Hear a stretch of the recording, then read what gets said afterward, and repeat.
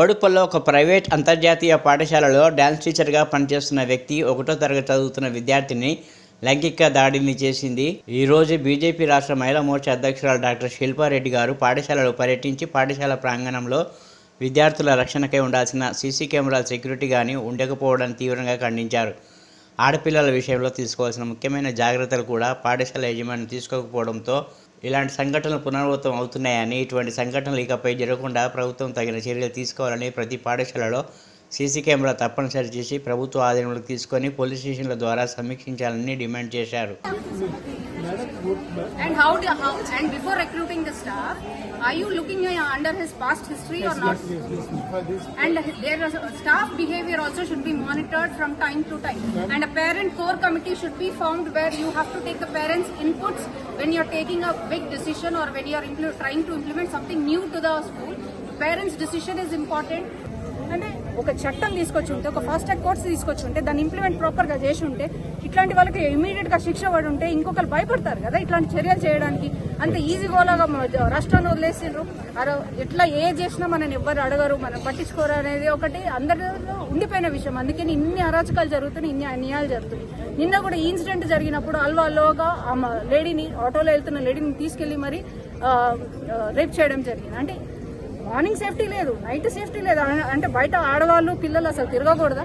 మీరు నిజంగా చట్టాలు ప్రాపర్గా ఇంప్లిమెంట్ చేసి ఒకటికి శిక్ష పడి, కఠినంగా శిక్ష పడి ఉంటే ఇట్లాంటి ఎందుకు పునరావుతుంది? రోజు పేపర్ తెరిస్తే చాలు పిల్లలు పిల్లలు పిల్లలు.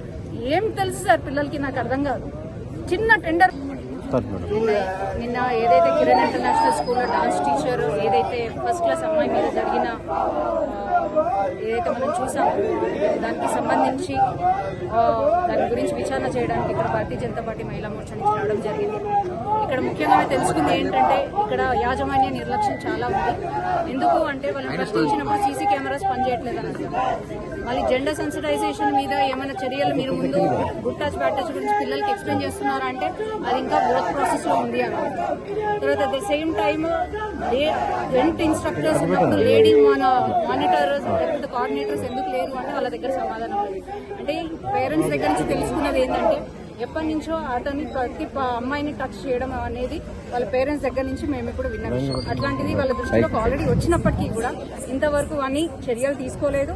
కొన్ని ఇది 11వ తారీఖు జరిగిన ఇన్సిడెంట్ వెలుగులోకి నిన్న వచ్చింది.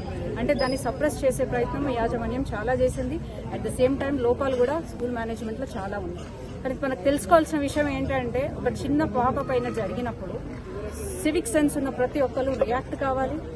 వాళ్ళకి జరిగింది ఏందనేది ఇంకొకరికి జరగకూడదు అని చెప్పేసి మనకు సివిక్ సెన్స్ ఉండాలి. అందరూ రావాలి, దీనిపైన మాట్లాడాలి, వెనక్కి తగ్గొద్దు అనేది నా ఇంటెన్షన్. మన ప్రభుత్వం కూడా ఎట్లా తయారైందంటే రోజు ఇవి జరుగుతున్నప్పటికీ కూడా దీనిపైన కూడా కొంచెం యాక్షన్ కూడా తీసుకోవట్లేదు.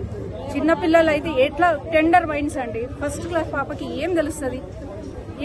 అట్లాంటప్పుడు మీరు ఏం చేయాలి? లేడీ ఇన్స్ట్రక్టర్స్ ని పెట్టాలి.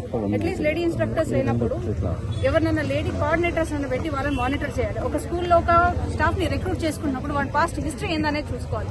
వాడిని ఎప్పటికప్పుడు మానిటర్ చేయాలి. అట్లీస్ట్ మీకు అతని మీద నమ్మకం కలిగినంత వరకు అట్లీస్ట్ మానిటర్ చేయాలి. వాడి బిహేవియర్ ఎట్లా ఉందనేది చూడాలి. బికాజ్ ఇది ఒక్క ఈ స్కూల్ సమస్య కాదు, ప్రతి స్కూల్లో జరుగుతుంది. ఇదివరకు కూడా బంజారా హిల్స్ డిఏవి పబ్లిక్ స్కూల్లో కూడా ఇదే జరిగింది. అట్లాంటప్పుడు స్కూల్ మూయించడం జరిగింది. అట్లాంటిది పునరావృతం కాకుండా మీరు ఎంత కేర్ఫుల్గా ఉండాలి. ఎందుకంటే రోజు సమాజంలో జరుగుతున్నప్పుడు అట్లీస్ట్ స్కూల్లో కూడా వాళ్ళకి సెక్యూరిటీ సేఫ్టీ లేకపోతే ఇంకెక్కడికి వెళ్తారు సార్ పసిపిల్లలు? నాకు అర్థం కాదు. బయట సేఫ్టీ లేదు, స్కూల్లో సేఫ్టీ